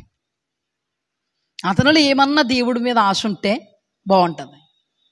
దావీదు వదలగొడతంటే దెయ్యం ఇప్పుడు ఏం చేసిందంటే మరి 7 చెడ్డవైన దురాత్మల దగ్గరికి వెళ్ళింది. అర్థమైందండి? మొదటి స్థితి ఎలా ఉంటుందో జాగ్రత్తగా వినండి. ఈరోజు లేట్ అయిన పర్లేదు 3 గంటల వరకు కదా. చూడండి, చెడ్డవైన దురాత్మలకి ఏం పెట్టుకుంది? మీటింగ్ పెట్టుకుంది. చెడ్డ దురాత్మల అదే చెడ్డదంట. ఇంకొక 7 అందంట. దావీదు అనే ఒక వ్యక్తి వస్తాడు. ఒక్కరిదాన్ని కాబట్టి వెళ్ళిపోతున్నాను నేను. ఆ తర్వాత మనం అందరం వెళ్ళాలి. ఒకవేళ మనం వెళ్ళగొట్టినా కూడా మన ఊళ్ళో మనకి ఇప్పుడు అవకాశం ఉంటుంది కనుక ఆ టైంలో పక్క తప్పుకుందాం. అందుకని నువ్వేం చేస్తావంటే వచ్చే. ఇప్పుడు విడుదలైనటువంటి ఈ ఆత్మ, ఈ అపవిత్ర ఆత్మ మరి 7 ఆత్మలను వెంట పెట్టుకుని ఎందుకు వచ్చాయి? ఇతనులో ఎదుగు బదుగు లేదు, ఇతనులో వాక్యం లేదు, ఇతనులో అభిషేకమే లేదు, ఇతనులో ఆత్మీయతే లేదు, ఇతరులో సరి చేసుకునే తత్వమే లేదు, చివరికి దేవుడు అంటే భయమే లేదు. నిర్భయంగా బతుకుతున్నాడు కాబట్టి మనకు అవకాశమని ఈ 8 వెళ్ళి తిష్ట వేసాయి. ఇవన్నీ అదృశ్య లోకంలో జరిగిపోతుంటే మనకు కనబడ. ఏమండి మాకు కనబడితేనండి ఇప్పుడు సరి చేసుకుంటామండి. భూతద్దాలు ఇట్టుకు చూసుకున్నా కనబడవండి. ఏ డాక్టర్ స్కాన్ చేయలేడు. అసలు ఎంతమంది 2 దెయ్యాలు ఉన్నాయో కూడా తెలుద్దాం. దేన్ని బట్టి తెలుస్తుంది? ఈ వాక్యం అనే అద్దమును బట్టి. ఇది అద్దం, నీకు అన్నీ అర్థమైపోతాయి దీన్ని అర్థం చేసుకుంటే. ఒకటి అర్థం చేసుకో, అర్థం అవుతున్నా అర్థం అవ్వలేనట్టుగా ఉన్నామనుకో ఆల్రెడీ దెయ్యాలు ఉన్నాయని అర్థం. ఆల్రెడీ ఉన్నాయని అర్థం. ఏంటంటే బాబు మేము దేవుని మందిరంలోకి వస్తుంటే మాకు దెయ్యాలు ఏంటంటే ఫస్ట్ చూపించాను మార్కు సువార్తలో. సమాజ మందిరంలో యేసుక్రీస్తు ప్రభు వారు ఉంటే యేసుక్రీస్తు ప్రభు వారితో మాట్లాడుతుంది. ఎవరో దెయ్యం. ఎందులో? మందిరంలో కూర్చుని. అర్థమైందా? ఏం జరిగిందో తెలుసా? మరి చెడ్డవైన ఆత్మలు వచ్చేసే వాక్యాన్ని బట్టి. అంటే ఇప్పుడు ఇతని స్థితి ఏమైపోద్ది? దౌర్భాగ్యం అయిపోద్ది. జాగ్రత్తగా వినండి, ఎంత దౌర్భాగ్యం అయిపోయిందో చెప్తాను. అంతవరకు మేలు చేస్తున్నటువంటి దావీదు దెయ్యం పడతా ఉన్నప్పుడు ఆరాధన చేస్తూ ఉంటే, ఆ దావీదు ఆరాధన చేస్తున్నప్పుడు ఇతనులో దెయ్యము వెళ్ళిపోతా ఉన్నప్పుడు, ఇప్పుడు ఈ చెడ్డమైన ఈ 7 దెయ్యాలు కలిపి 8 దెయ్యాలు వచ్చాక ఏమైపోయాడంటే ఇతను ఆరాధన చేస్తున్న వాడి మీద విషపు చూపు. అంటే ఆ దెయ్యాలు ఎలా ప్లాన్ చేశాయంటే, ఈ దావీదుని కానీ మనం తప్పిస్తే, ఈ దావీదు ఆరాధన చేస్తున్నప్పుడు కొంత గలిబిలు అనిపించేస్తున్నాం కాసేపుని మనం. అందుకని ఈ దావీదుని సౌలుకి దూరం చెయ్యాలి. అందుకని సౌలుకి దావీదు మీద విషపు చూపు వచ్చింది. ఈ దినాన దైవజనులు నీ ఆత్మక్షేమం కొరకు దేవుని వాక్యాన్ని బోధిస్తుంటే సైతానిగాడు కుట్ర ఏంటంటే ఆ దైవజనుని నీకు దూరం చేస్తాడు, జాగ్రత్త. అర్థమైందా? ఆ దైవజనులకి నీకు మధ్యలో ఏదోటి పెడతాడు. ఏం పెడతాడు తెలుసా? వాక్యం చెప్తుంటే మాకోసమే చెప్పేస్తున్నారు, మా గురించి తెలుసు చెప్తున్నారు. ఇప్పుడు చూసినా ఎంతమంది ఉన్నారు సంఘంలో మాకోసమే.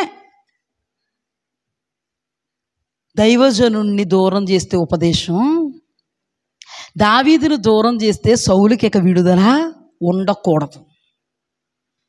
ఇప్పుడు దైవజనుణ్ణి దూరం చేస్తే సాతానుగాడు తిష్ట వేసుకుని ఇంక అస్సలు లెక్కర్లేదు. లెగ్గొట్టి వాళ్ళు ఎవరు ఉండరు, తప్పించి వాళ్ళు ఎవరు. జాగ్రత్తగా గమనించండి. సైతానుగాడు కుట్ర, సైతానుగాడు అస్త్రం, సైతానుగాడు యొక్క ఘోరమైనటువంటి దుర్భరమైనటువంటి నీచమైనటువంటి నికృష్టమైనటువంటి ఆలోచన.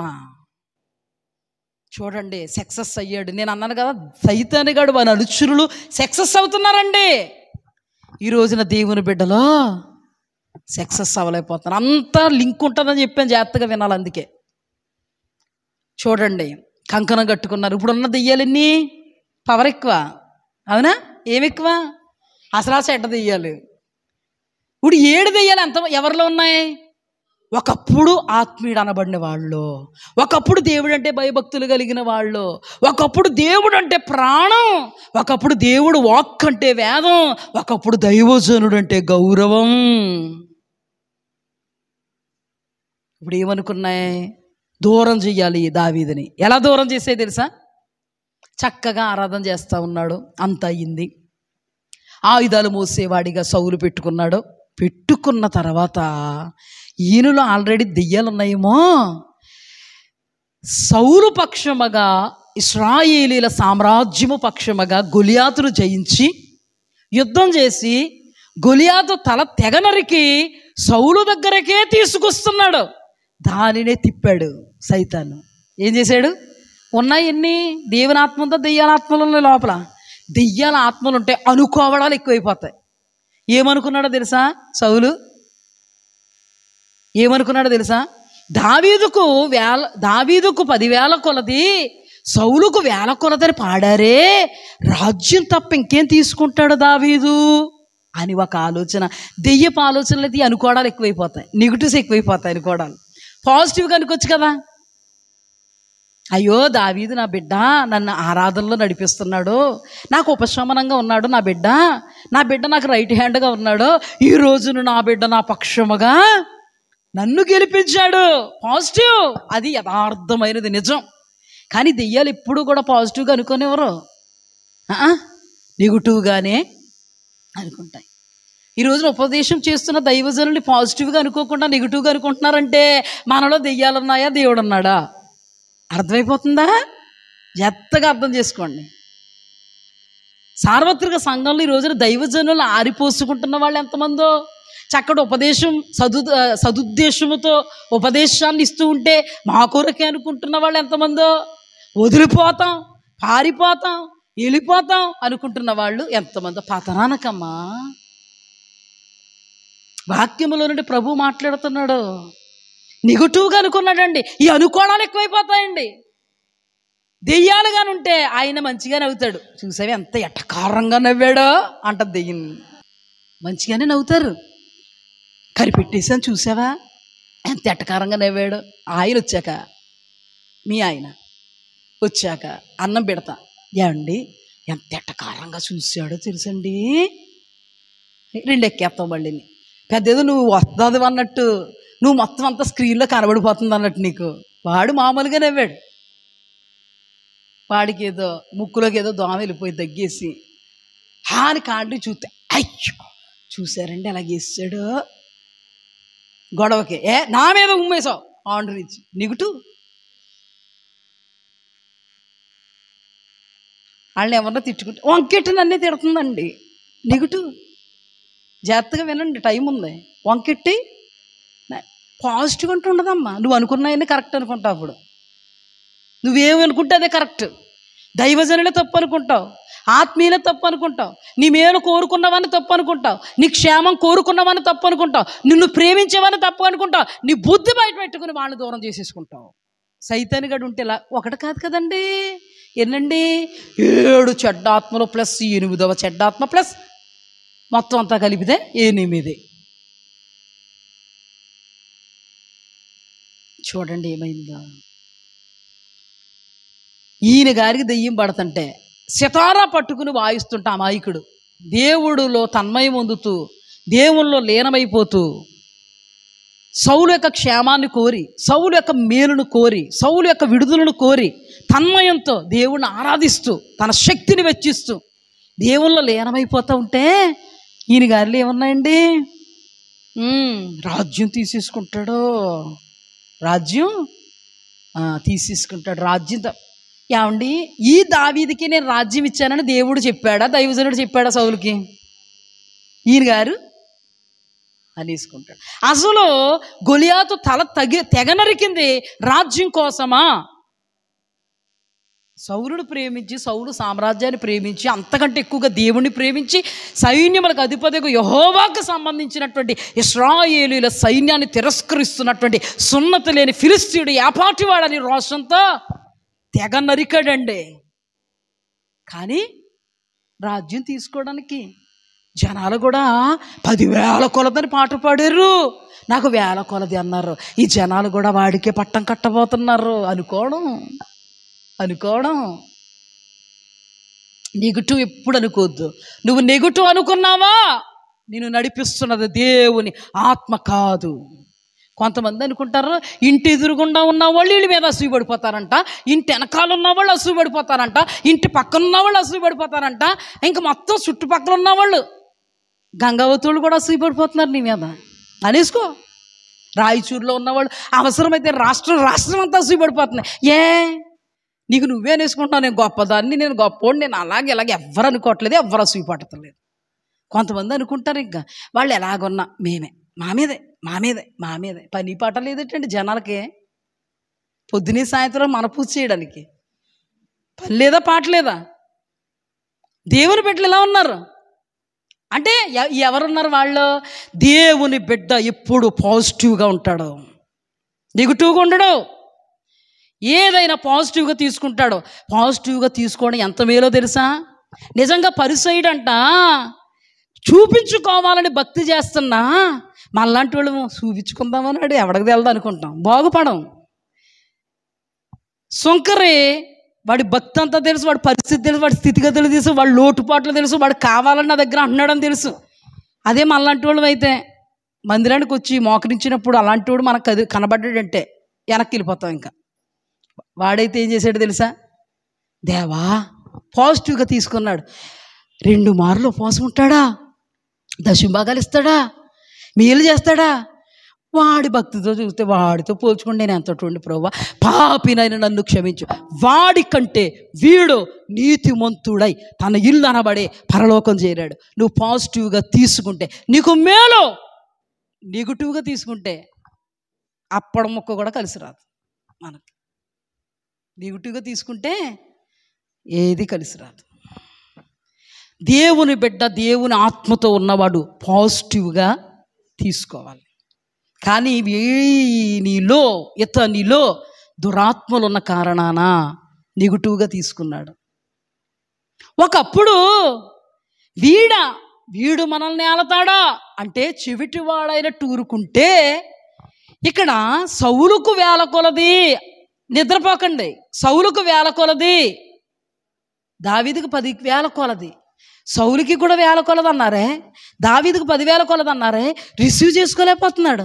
అక్కడ పనికి మాలిన కొందరు వీడు మనల్ని ఏడతాడంటే వినబడలేనట్టు.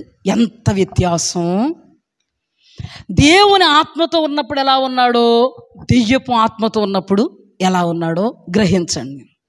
నెగిటివ్గా నువ్వు తీసుకుంటున్నావా, ఎవ్వరూ చెప్పక్కర్లేదు, నీలో దేవుడు లేడు, అందరూ నన్నే టార్గెట్ చేస్తున్నారని అనుకుంటున్నావా, నీలో దేవుడు లేడు. ఉపదేశం లేని వాళ్ళు, దేవుని వాక్యం దగ్గరికి రాని వాళ్ళు అనుకున్నా తప్పు లేదండి. ప్రతిరోజు దేవుని వాక్యం అంటే ఏంటో తెలిసి, దేవుని స్వభావం అంటే ఏంటో తెలిసి, దేవుడు అంటే ఏంటో తెలిసి, దేవుని మార్గం అంటే ఏంటో తెలిసి, దేవుని ఎదుట ఎలా ఉండాలో తెలిసి, మన స్వభావం ఎలా మార్చుకోవాలో తెలియనట్టుగా నోరు పారేసుకున్నాం అనుకోండి, చాలా పొరపాటులో ఉన్నామని లెక్క. ఏ పాటులో చెప్పాలందరూ? పొరపాటులో. ఏం జరిగింది? విడుదలకు కారణమైన ఆత్మీయుడు అనబడేటువంటి దావీదును దూరం చేసుకున్నాడు సౌలు. ఇప్పుడు విడిపించే నాదుడేడి? అందుకే జాగ్రత్త సుమా, దైవజనుల్ని ఎప్పుడు కూడా నెగిటివ్గా తీసుకోకు, దైవజనుల్ని ఎప్పుడు కూడా ఆరిపోసుకోకో, దైవజనుల్ని ఎప్పుడు కూడా చులకనగా చేయకో, దైవజనులను దూరం చేసుకోకో. దాని అర్థం ఏంటంటే నీవు దేవునికి దూరం అయిపోయినట్టు అర్థం. నిన్ను గద్దించేది, ఖండించేది, బుద్ధి చెప్పేది దైవజనుడు నోట దేవుడు పెట్టిన మాట. దానికి దైవజనుడు నీకు అవసరము, ఆవశ్యకము. అందరూ నిజమైన సేవకులు కాదు, గొర్రెల చర్మాలను కప్పుకున్న క్రూరమైన తోడేళ్ళు. జాగ్రత్త సుమా. ఎలా ఉంది మొదటి స్థితి? ఎలా ఉంది? చెవిటివాడైనట్టు ఊరుకున్నాడు. దెయ్యాలు పట్టిన తర్వాత ఎలా ఉంది? లేనిది ఊహించుకుంటున్నాడు. 1,000 కొలది 10,000 కొలది అన్నదాని కొరకు నా రాజ్యాన్ని లాగేసుకుంటాడని ఫీల్ అయిపోతున్నాడు. చెవిటివాడైనట్టు ఊరుకుండి వాళ్ళని అందరినీ చంపేద్దామా రాజా అన్నప్పుడు చంపడానికి వీలు లేదు అంటున్నాడు. ఇక్కడ నిర్దోషి అనబడేటువంటి దావీదును చంపడానికి ఈటను విసురుతున్నాడు. ఎంత వ్యత్యాసం! చంపడానికి ఏం చేస్తున్నాడు?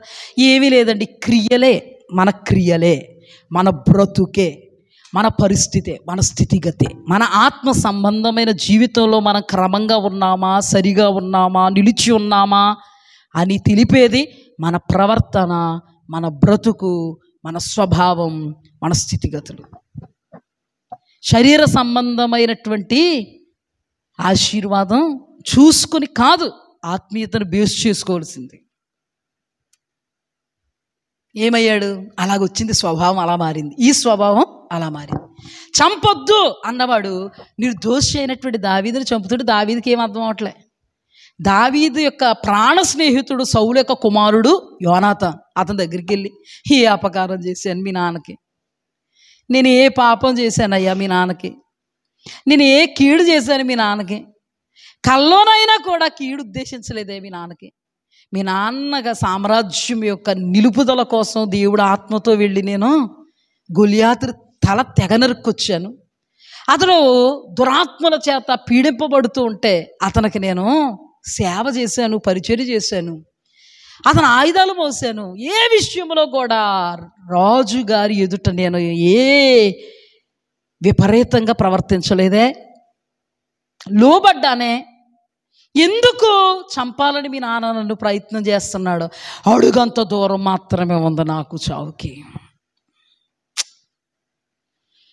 ఈ దెయ్యాలు పట్టినోళ్ళు నిర్దోషులు చంపుతూ ఉంటారు. జాగ్రత్త. నిర్దోషులు చంపడం అంటే ఏంటి? నెగిటివ్గా అనుకుంటే వాళ్ళలో లేదు, వాళ్ళు నిర్దోషులు నువ్వు అనేసుకుంటున్నావు కాబట్టి. అర్థమవుతుందా మీకు? వాళ్ళలో లేనిది నువ్వు ఉందనుకుంటున్నావు అంటే వాడు నిర్దోషి నువ్వు చంపుతున్నావు. అంటే ఈ నెగిటివ్స్ అన్నీ కూడా ఇలాగా దెయ్యాలు పట్టినప్పుడు, దెయ్యాలతో ఏడవబడుతున్నప్పుడు, ఈ పరిస్థితులను బట్టి మాత్రమే దెయ్యాలు ఉన్నాయా చూసుకోవాలి. అంతేగాని మనం ప్రార్థన చేసుకుంటున్నామా, వాక్యం చదువుకుంటున్నామా, కుటుంబ ఆరాధన చేసుకుంటున్నామా, దాన్ని బట్టి తెలియదండి, దాన్ని బట్టి తెలియదు. ఆ తర్వాత ఏమైందో తెలుసా? పెద్ద కూతుర్నిచ్చి పెళ్లి చేద్దాం అనుకున్నాడు. ఎందుకు చేద్దాం అనుకున్నాడు తెలుసా? పెద్ద కూతుర్నిచ్చి పెళ్లి చేస్తే నా యుద్ధాలన్నీ కూడా అల్లుడి గారితో చేయిస్తే, అల్లుడు గారిని శత్రువులు చంపేస్తే దావీదు ఉండడు ఇంకా అనుకున్నాడు. అంటే కన్న కూతుర్ని, దావీదు బ్యాక్గ్రౌండ్ ఏంటో తెలుసు కదా, గొర్రెలు కాపరేనా తెలుసా? చేస్తే ఎవరికి చెయ్యాలి? రాజుగారికి సంబంధించిన స్టేటస్లో ఉన్న వాళ్ళు చెయ్యాలి. అసలు దావీదుని ఎందుకు చేద్దాం అనుకుంటున్నాడు? దావీదు చావు కోరి చేద్దాం అనుకుంటున్నాడు. ఈలోపు ఆ అమ్మాయిని వేరే వాళ్ళకి ఇచ్చేసి పెళ్లి చేసేస్తే, చిన్న కుమార్తె మీకాలు ప్రేమించిందని తెలిసి ఏ తండ్రి అయినా ప్రేమిస్తే తిడతాడా మెచ్చుకుంటాడా? తిడతాడా మెచ్చుకుంటాడా? కానీ ఈయన సంతోషపడిపోయాడంట. సౌలు సంబరపడిపోయాడంటే, పోలే ఇలాగైనా నాకు అల్లుడు అయితే, ఇలాగైనా నేను చావుకు అప్పగింపబడతాడు. ఆ తర్వాత మళ్ళీ చిన్న కుమార్తెను పెళ్లి చేసుకోవడానికి ఏదో ఒక యుద్ధం చేయమంటాడు. ఆ యుద్ధంలో చంపేద్దామని ప్లాను. కానీ ఆ యుద్ధంలో కూడా దావీదు గెలుచుకొచ్చేస్తే పెళ్లి చేసాడు. ఆ తర్వాత మరలా దావీదును చంపడానికి, అల్లుడయిన తర్వాత కూడా చంపడానికి ప్రయత్నిస్తుంటే మీకాలు దాన్ని కనిపెట్టి దావీదుని మెల్లగా తప్పించేసి బొమ్మ పెట్టింది అక్కడ. ఆ బొమ్మ మీద దాడి చేస్తూ ఉన్నప్పటికీ అది బొమ్మని తెలిసి తిట్టి వెళ్ళిపోతాడు తండ్రి. ఎవరిని? కూతుర్ని. ఏమంటే ఏ కన్న తండ్రి అయినా కన్న బిడ్డల యొక్క బంగారు భవిష్యత్తును కోరుకుంటాడండి. అలాంటిది కూతుర్లు విధవలైపోయినా పర్లేదు అనుకున్నాడు ఈ తండ్రి. తండ్రిగా ఈ దెయ్యాలు పడితే తండ్రిగా ప్రవర్తించలేకపోతున్నాడు. దెయ్యాలు పట్టినందుకు కుటుంబ వ్యవస్థను నడిపించుకోలేకపోతున్నాడు దెయ్యాలు పట్టినందుకు. కుమార్తె విధవరాలైపోయినా పర్లేదు కానీ అల్లుడు శత్రువు కాబట్టి వాడు చచ్చిపోవాలనుకున్నాడు. పెద్ద కుమార్తెతో అవ్వలేదు, రెండో కుమార్తె చేశాడు, చంపాలనుకున్నాడు, అది జరగలే. ఆ తర్వాత కుమారుడితో మాట్లాడుతున్నాడు దావీదు, మీ నాన్నకి ఏది పాపం చేశాను, ఏ అపరాధం చేశాను, అడుగంత దూరం ఉంది నాకు, మీ నాన్న రమ్మన్నాడు, భోజనం దగ్గర కూర్చోమంటున్నాడు, ఈటి గిర్రెట్టేస్తున్నాడు, అప్పుడే 2 సార్లు అయిపోయింది, ఊడు మరలా రమ్మంటున్నాడు, ఈటి వేసేస్తాడు నా మీద, నేను చచ్చిపోతాను, నువ్వు ఏదోటి ఆలోచించవయ్యా, ఓ పని చేయి, మా నాన్న దగ్గరికి వెళ్ళిపోతాను నేను, నువ్వు మీ నాన్నగారు అడిగినప్పుడు మాత్రం వాళ్ళ ఇంటికి వెళ్ళాడని చెప్పు అన్నారు. అన్న తర్వాత సరే డైనింగ్ టేబుల్ దగ్గర కూర్చునేటప్పటికి మన దురాత్మలు పట్టినటువంటి సౌలు దావీదేడి అన్నాడు. దావీదు వాళ్ళ నాన్న దగ్గరికి వెళ్ళాడు, చెప్పకుండా వెళ్ళలేదులే, నాతో చెప్పాడు అన్నాడు. ఓహో రేపు పొద్దున్న వస్తాడు కదా, వీడి పని రేపు చూద్దాం అనేటప్పటికి రేపొద్దున కూడా దావీదుకి సీట్ ఖాళీ. కోపం వచ్చేసింది. కోపం వచ్చిన తర్వాత ఏడు దావీదు అన్నాడు. అక్కడికి వెళ్ళాడు, వాళ్ళ నాన్న దగ్గరికి వెళ్ళాడు, తిట్టాడండి. దేవుని వాక్యంలో రాయబడింది, అగడగొట్టు దాని కొడుక, నీకును నీ తల్లి మానమునుకును సిగ్గే లేదు. వాడున్నంత వరకు కూడా నీకు రాజ్యం నిలబడదురా, నీకు అర్థం అవ్వట్లేదు, సింహాసనం ఉండదు నీకు, నా బాధ నీకేం తెలుస్తుంది, వాడున్నంత వరకు కూడా మనకి రాజ్యం లేదు అని ఈటి విసిరేయబోయాడు కొడుకుని. అయ్యయ్యయ్యయ్యా, తండ్రి అన్నవాడు బిడ్డల పక్షంగా ఎలా ఉండాలండి? దెయ్యాలు పట్టుకున్నాయి కాబట్టి తండ్రిలా వ్యవహరించాడా? కుమార్తెల పక్షంగా తండ్రిలా వ్యవహరించాడా? అల్లుడు పక్షంగా మాంగారులో వ్యవహరిస్తున్నాడా? ఎంత రివర్సు తెలుసుకుంటున్నాడా? తెలుసుకోవట్లేదు.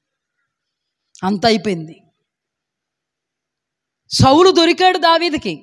దావీదు తన నిర్దోషత్వాన్ని బయట పెట్టుకుంటున్నాడు. మహాశయ సౌలా, మిన్నల్ని వంటి వాడను, కుక్క వంటి వాడను, అయ్యా ఎందుకు మీరు నా మీద అనుకోకూడనటువంటి విధంగా ఆలోచనలు చేస్తూ ఉన్నారు? ఎవరో మాటలు ఎందుకు వింటున్నారు? నేను ఎన్నటెన్నటికీ నీకు దాసుణ్ణే. చూడండి, మిమ్మల్ని చంపే అవకాశం నాకు వచ్చినా మిమ్మల్ని చంపకుండా మీ వస్త్రపు చెంగును కత్తిరించి తీసుకున్నా, ఇదిగో నీ వస్త్రం. ఇంకొక సందర్భంలో నీ బుడ్డే నీళ్ల బుడ్డిని తీసుకొచ్చా, ఇదిగో నీళ్ల బుడ్డి. ఏమంటున్నాడు తెలుసా?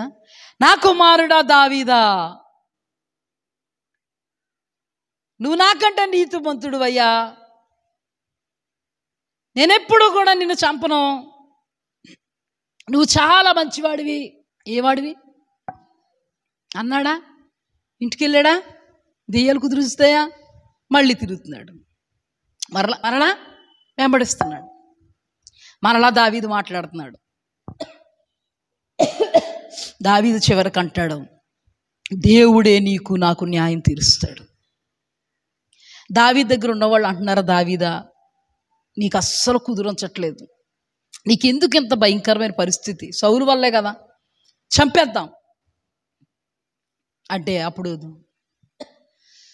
నా చేతుల్లో చనిపోవడం కంటే దేవుడి హస్తాలకి అతన్ని అప్పగిస్తున్నా, అభిషక్తుడిని నేను ముట్టను.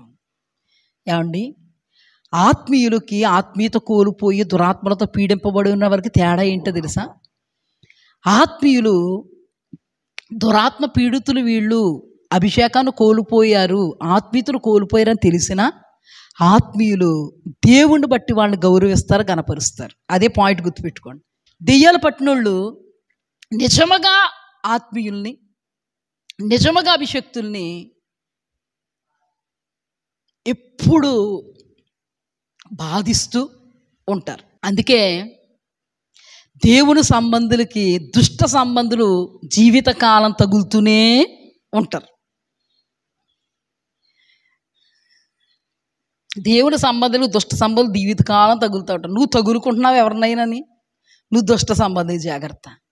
నిన్ను తగులుకుంటున్నారు ఎవరన్నా, వాళ్ళు దేవుని సంబంధం. ఆగండి ఆగండి ఆగండి, అవునా అనేసుకోకండి. వారు నిన్ను తగులుకుంటున్నప్పుడు నోరు కాచుకుంటున్నావా? ఇది అసలు విషయం. నోరు కాచుకుంటున్నావా? అలాగేలాగా అనుకోవడం మానేసావా? కోపం మానేసావా? కోపతాపాలు పక్కన పెట్టావా? ప్రార్థన చేస్తున్నావా వాళ్ళ గురించి? వాళ్ళని ప్రేమించగలుగుతున్నావా? అప్పుడు మాత్రమే దేవుని సంబంధివి. అంతేగాని తగులుకుంటారని నువ్వు తగిలేసుకుని, వాళ్ళు మీదకి వచ్చారని నువ్వు 2 అడుగులు ఎదరికెళ్ళిపోయి కాదండి. ఆత్మీయ లక్షణం అది కాదు. దావీదు మౌనంగా ఉన్నాడండి, అది ఆత్మీయుడు. నిన్ను తగులుకుంటాను, నువ్వు తగులుకున్నావు, నాకు అర్ధం అటు ఇటుని. దేవుని ఆత్మ కాదు అది. నీలో దేవుని ఆత్మ ఉంటే, దావీదులో దేవుని ఆత్మ కలిగిన వాడు చచ్చిపోయే పరిస్థితి వచ్చేసినా కూడా అభిషక్తుడా అని మాట్లాడుతున్నాడు సౌలుని. అదండి ఆత్మీయత. జాగ్రత్తగా గమనించండి, గ్రహించండి. ఆత్మీయం అయిపోము అనుకున్నంత మాత్రాన అయిపోతాం ఏంటండి? 100 ఎకరాలు చేను నాదే అనుకున్నంత మాత్రం నాకు అయిపోద్దా? అదే అవ్వలేదు, ఇది ఎలాగైపోద్దండి? జాగ్రత్తగా ఆలోచించండి. ఏమైంది? నాయనా, నా కుమారుడా, దావీదా, తరమును. రేపు తరుగుతానే వాళ్ళ రొటీన్ మార్రిళ్ళు. మార్పు రాదు, భ్రష్ట మనస్సు. అందుకే జాగ్రత్త. వాక్యం చెప్తుంటే మారలేకపోతున్నావా? జాగ్రత్తగా ఆలోచించుకో. భ్రష్టత్వపు స్థితికి దిగజారిపోయేవేమో. ఎంత వాక్యం చెప్తున్నా నోటి మాటలు, కంటి చూపు, హృదయ ఆలోచన, నడక, పడక, ప్రవర్తన కాచుకోలేకపోతున్నావా? జాగ్రత్త సుమా. భ్రష్టత్వపు స్థితికి దిగజారిపోయావేమో. నువ్వు భ్రష్టత్వపు స్థితికి దిగజారలేదంటే దాని అర్థం ఏంటంటే వాక్యం నీ అద్దకు వస్తున్నప్పుడు నీలో మార్పు కలగాలి. దైవజనుల మీద కోపం కాదు కలగడం, మార్పు. రెండో రోజు మామూలే. ఒక రోజు వచ్చింది, దేవుడి దగ్గర నిలబడ్డాడు. శత్రువులు యుద్ధానికి వచ్చారు. సౌలు చేతులు ఎత్తుతున్నాడు, సహాయం కొరకు అర్థిస్తున్నాడు.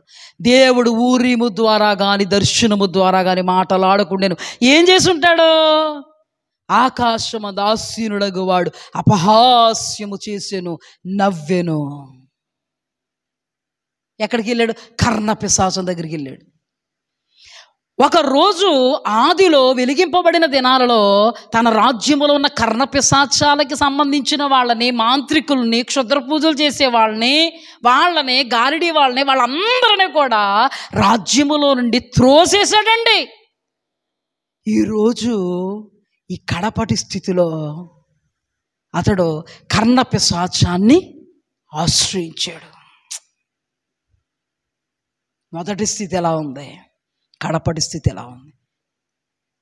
ఆ తర్వాత దుర్మరణం పాలు, శత్రువుల చేతిలో చచ్చిపోయి చివరికి తన్ను తానే ఈటే పొడుచుకుని చచ్చిపోయాడు. అయ్యయ్యో, బలాఢ్యులు పడిపోయారే, యుద్ధ సన్నద్ధులు నశించిపోయారే. బలాఢ్యుడు కాదా? యుద్ధ సన్నద్ధుడు కాదా? ఆత్మీయంగా బహుబలవంతుడు సౌలు, బలాఢ్యుడు.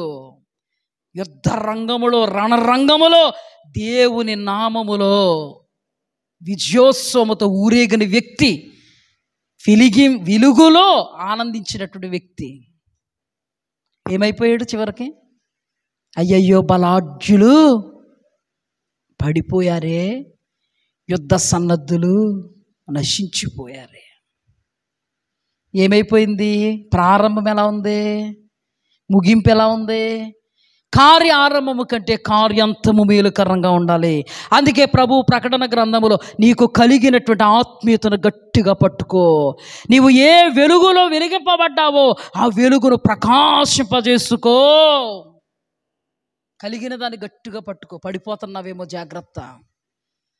తారుమారులు తక్కుడు మారులు అయిపోతున్నాయేమో జాగ్రత్త. ఆత్మీయతలో బలం కాక బలహీనురాలైపోతున్నావేమో. అభిషేకములు అభివృద్ధి చెందకుండా నానా రీతులుగా దిగజారిపోతున్నావేమో. దేవుని ఆత్మ అనుకుంటున్నావేమో, దురాత్మ చేత ఏడవబడుతున్నావేమో జాగ్రత్త. అపవిత్రాత్మ ఒక వ్యక్తిని విడిచి వెళ్ళిన తర్వాత అదే అపవిత్రాత్మ మరలా అదే వ్యక్తి దగ్గరకు వచ్చి అది ఊడ్చి అమర్చిండుట చూచి మరి 7 చెడ్డమైన దురాత్మలను తీసుకుని వచ్చి ఆ ఇంటిలో తిష్ట వేస్తే అతని యొక్క మొదటి స్థితి కంటే కడపటి స్థితి చెడ్డదిగా ఉంటుంది. ఈ దుష్టతరం వారికి అలాగే సంభవిస్తుంది. మనము దుష్టతరమాగా ఉండాలా? మనం ఇవి మనకు సంభవించాలా? కాదు. ఏనాటికి అది సంభవించకుండునుగాక. అలాగున మన బ్రతుకులు అర్ధాంతరంగా ముగిసిపోకుండాగాక. ఇలా మన బ్రతుకులు ముగిసిపోకూడదు. ఎంత బ్రతికి ఇంటి వెనకాల చచ్చాడు అన్నట్టు ఎంత బ్రతికాడండి. లక్షలాది కాల్బలం ఇశ్రాయేలీల్లో రాజుగా ఏర్పాటు చేసుకోవడానికి సౌలు మహాశయుడు మాత్రమే కనబడ్డాడు దేవుడికి. అది అతని యొక్క ఆత్మీయత, అతను కలిగి ఉన్న భయభక్తులు, అతనిలో ఉన్నటువంటి విధేయత, అతనిలో ఉన్నటువంటి ప్రేమ దేవుని ఎడల అతనిని రాజుగా నిలబెట్టింది దేవుని ద్వారా. దేవుని కొరకు ఎంతగా బ్రతికాడండి, ఎంతగా దేవుని కొరకు జీవించాడు. దైవజనుడు అంటే ఎంత ప్రేమ, అలాంటిది దైవజనుడు మాట అంటే గౌరవమే లేదు. దైవజనుడు అన్నాడు, రా రా నేను ఘనకార్యం చేశాను, నా పక్షంగా మాట్లాడు, అక్కడ ప్రసంగించు. దైవజనుడు పట్టుకుని లాగుతుంటే వస్త్రం చిరిగిపోతే సవరించుకుంటుంటే చాలే నడు తొందరగా టైం అయిపోతుంది అన్నట్టుగా మన క్రియలు ఎలా ఉన్నాయి. అందుకే దేవుడు ప్రతి విషయంలో నీ క్రియలు నేను ఎరుగుదును అన్నాడు. ఏమన్నాడు అంటే మన క్రియలు దేవుడికి తెలుసు ఎలా ఉన్నాయి. ఇప్పుడు నువ్వు తెలుసుకో ఎలా ఉన్నాయి.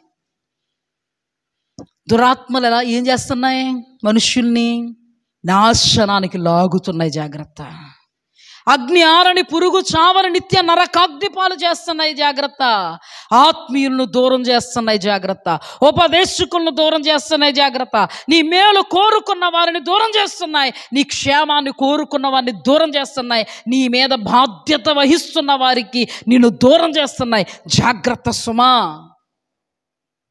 పతనావస్థకు వెళ్ళిపోతున్నావేమో, జాగ్రత్త. నీ క్రియలే పాజిటివ్గా ఉన్నావా, నెగిటివ్గా ఉన్నావా, ఎదుటి వాళ్ళని అర్థం చేసుకుంటున్నావా, అపార్థం చేసుకుంటున్నావా, అభిషక్తులను సహితం అపహసిస్తున్నావా, ఇష్టానుసారంగా మాట్లాడుతున్నావా, అభిషేకం కోల్పోయిన వారిని కూడా గౌరవించగలిగే ఆత్మీయత నీలో ఉందా? నీలో ఉన్నటువంటి ఆత్మ, దేవుని ఆత్మ, దురాత్మ తెలుసుకోవాలంటే ఈ దినం చెప్పబడినటువంటి వాక్య ధ్యానాన్ని నీవు చెవి గలవాడవే విని గ్రహించుకుంటే, ఆ గ్రహింపులో నీవు ఉంటే బాగుపడతావు లేదా పతనమైపోతావు, జాగ్రత్త. నీ ఆత్మీయత పెరగాలి, సహవాసం పెరగాలి, దైవజనులతో సహవాసం పెరగాలి, నీ మీద ఉన్న అభిషేకము పొంగి పొరలాలి, ఊరెడు నీటి బుగ్గ కావాలి, వ్యసనపు కట్ల నుంచి విడిపింపబడాలి. ఏ కట్లతో కట్టబడ్డావు నువ్వు? ఇంతకుముందు అదే కట్టు, ఇప్పుడు అదే కట్ట. ఓ భ్రమపడకో, అంతకంటే మరి ఎక్కువైన చెడ్డ స్థితి నీకు సంభవించిందని జ్ఞాపకం చేసుకో. దేవుడి దగ్గరకు వచ్చినప్పుడు కూడా నువ్వు వ్యసనాలతో ఉన్నావా? చాలా జాగ్రత్త. విడిచిపెట్టుకోలేకపోతున్నావా? దయ్యాలు పట్టున్నావు, జాగ్రత్త. మన స్వభావములో మార్పు, మన స్థితిగతుల్లో మార్పు, మన పరిస్థితుల్లో మార్పు. ఏ పరిస్థితుల్లో? శరీర సంబంధమైనవి కాదండి, ఆత్మ సంబంధమైనవి. శరీర సంబంధమైన పరిస్థితులే జీరోగా ఉన్నా దరిద్రుడు నా ప్రాణమా యెహోవాను సన్నిధించు, నా అంతరంగమున సమస్తము ఆయన పరిశుద్ధ నామమును సన్నిధించు, ఆయన చేసిన ఉపకారములో దేనిని మరువకు. దేవుడు ఏ ఉపకారం చేశాడని దరిద్రుడా? నువ్వు దరిద్రుడు కదా. ధనవంతుని దరిద్రుడిని పుట్టించింది దేవుడే కదా, నిన్ను దరిద్రుడిగా పుట్టించాడు కదా. దేవుడు చేసిన అద్భుతం ఏంటంటే నా దరిద్రతలో కూడా దేవుని స్తుతించే అనుభవం నాకు ఇచ్చాడు. నా కష్టాల కడలిలో నా పరిస్థితులే జీరోగా ఉన్న ఈ పరిస్థితుల్లో సహితము నన్ను సజీవ లెక్కల్లో ఉంచిన నా దేవుణ్ణి సజీవంగా ఆరాధించే కృపలో నిలబెట్టాడు.